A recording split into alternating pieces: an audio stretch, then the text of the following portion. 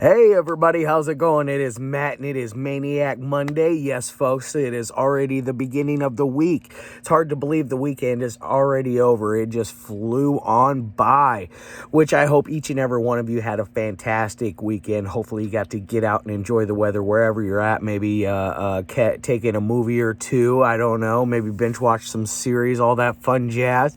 Either way, let's roll on to my extra spiel of the day, which is I hope you're having a great morning, evening, dawn, day, or dusk. I hope that you guys like, share, and subscribe, and then do me one huge favor and check out the information in the description box. I give you a little bit bigger of a taste there, so hopefully it'll help you decide on if you want to check out today's movie or not. I give you your brief synopsis, your starring cast, your runtime of the cut I am watching, along with an MPAA rating, some trivia if I find anything worthwhile of mentioning, and then a link for either a trailer or a scene from the movie itself. So you get a little bit more in there. Hopefully, I try not to jam it too far full of information so that you guys actually watch the video instead of just reading all my blurbs. You know, if you want to read them all, that's awesome. I that's why I put them there.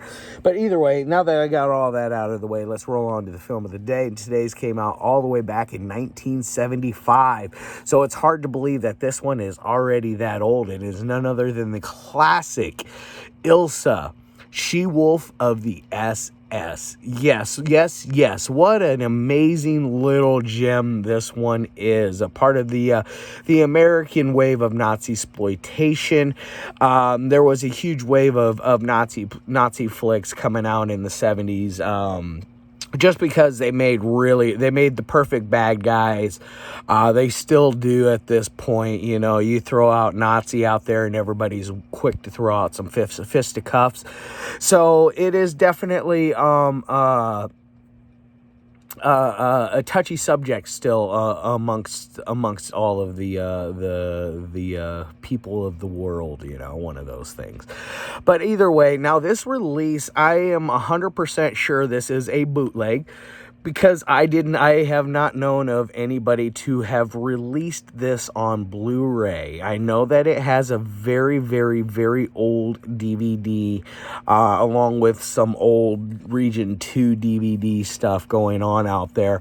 This is a Region A Blu-ray DVD. It's a BDR, Blu-ray disc recordable. So do keep that in mind.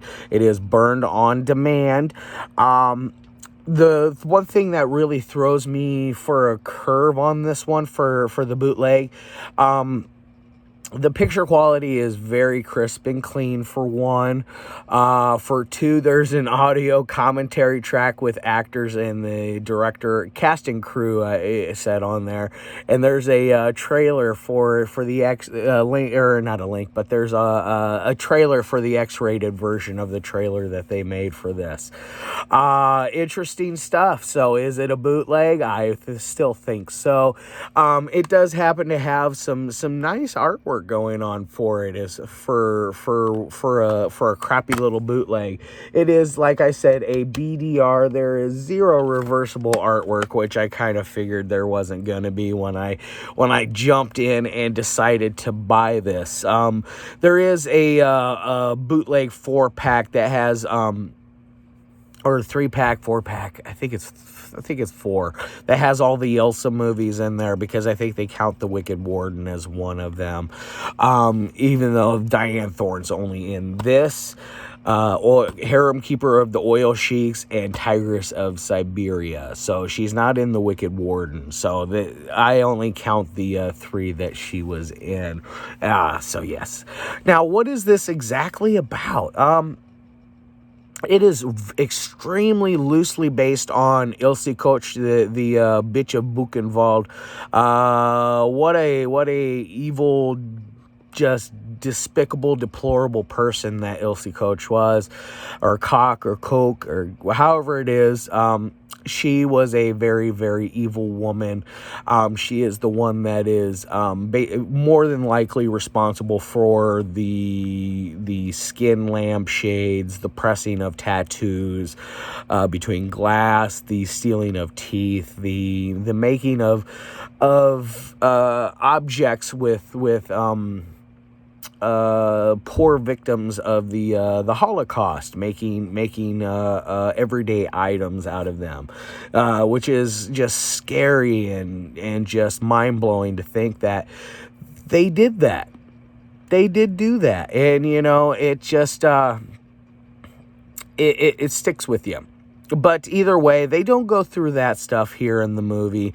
They go over the whole fact that Ilsa, she does all of these experiments at her camp, which are 100% backed by the Reich.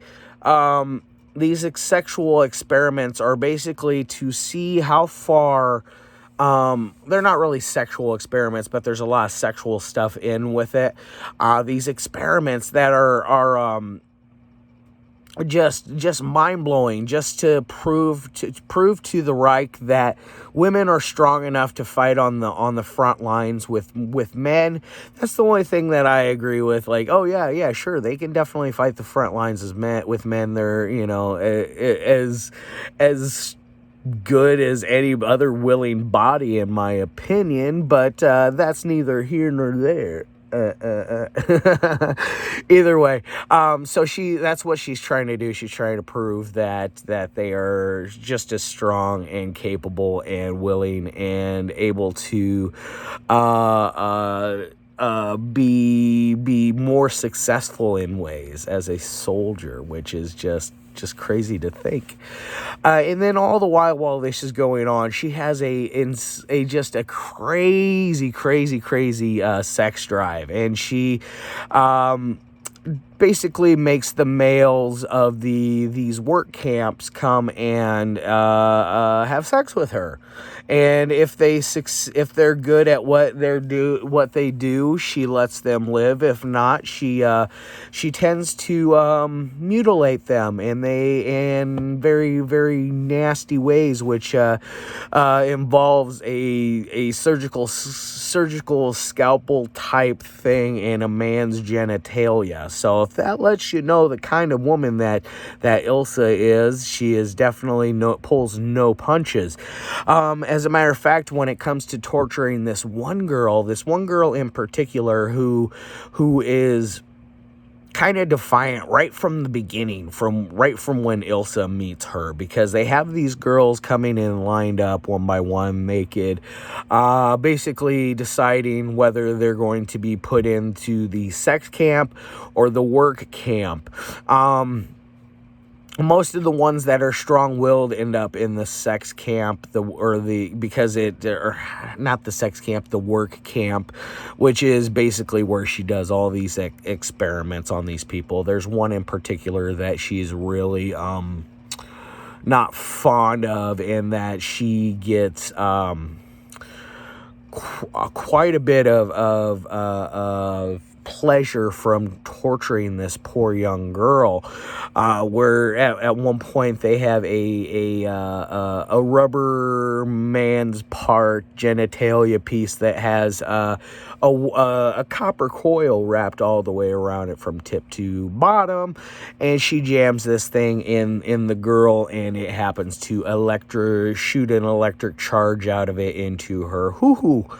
All I gotta say is I don't have a hoo-hoo, and that sounds very painful, so I imagine that it would be something that on a scale of 1 to 10, I imagine that'd be a solid 10. That would just ouch. Either way, so she is really drawn towards torturing this poor girl. They even boil her in water, and Ilsa's even being told by one of the doctors, like, you know what, this is we're at such and such degrees. We really can't go any further without killing her. And then she's like, oh, just raise it up 5 degrees. If it kills her, it kills her. It's for the Reich, you know. That's her whole demeanor towards this. And it's downright just ugly. I hate to laugh, but it's very laughable in places, just to let you know, especially with the sex stuff. She meets this American man who has the ability to, as he says, turn it on and turn it off whenever he wants. Either he can go forever or he can make it end anytime he wants. He has this special gift, this sexual superpower, basically. That is able to basically turn Ilsa into this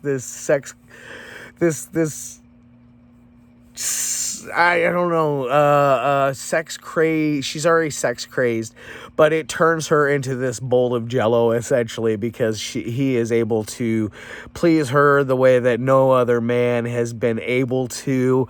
As a matter of fact, there's even a scene where he, like, the next night, she doesn't really believe what happened, and that he was able to perform that well. She thinks it was maybe just a fluke or something like that.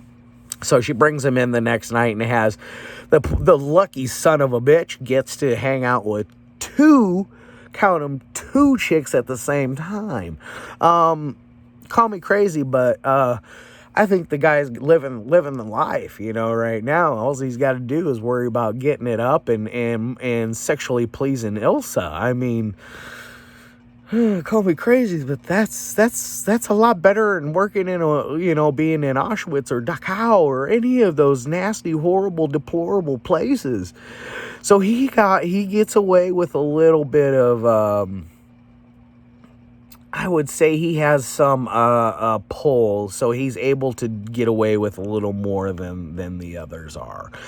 And while they're there, he befriends this other man, and they come up with this huge plan to escape from the work camp in turns. They do. The Americans come. There's a whole weird ending to this one, and it leaves it. They try to close it, but they leave it open, if that makes sense. Because, like I said, there's other movies in this franchise. Now, as far as any kind of ratings would go, on a technical side, this thing is not good on technical aspects. The acting is very hokey, very overplayed. Dianne Thorne's German accent, I felt like, is just very cartoonish in ways, but it's still tons and tons and tons of fun. As far as the entertainment side goes, it is entertaining from beginning to end. I never found myself getting bored of this one or wondering, like, looking at my watch, like, Jesus, how much longer is this thing gonna take? No, it's a pretty steady runtime. It's like 96 minutes, I think. 86 minutes. I think 96. An hour and 36 minutes, I believe. But either way, check it out. I'm going to give it a 3 out of 5. All right, y'all. Love your faces. Can't wait to see you till tomorrow. Or not tomorrow. I'm not here on Tuesdays anymore.